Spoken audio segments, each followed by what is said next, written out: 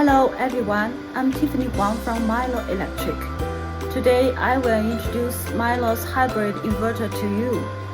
In this video, I will show how many things contained in our inverter box. Firstly, let me show you the items in the hybrid inverter box.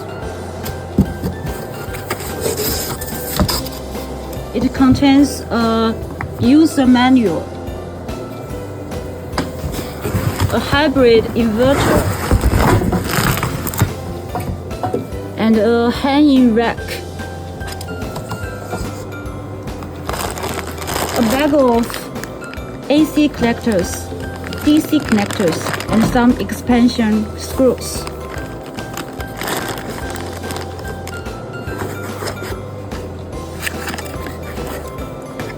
An anti-backflow meter,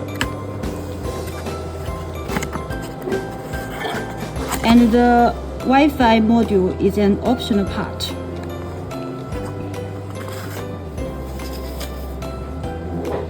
And the temperature sensor is also an optional part if you want to use lead-acid battery to match the hybrid inverter.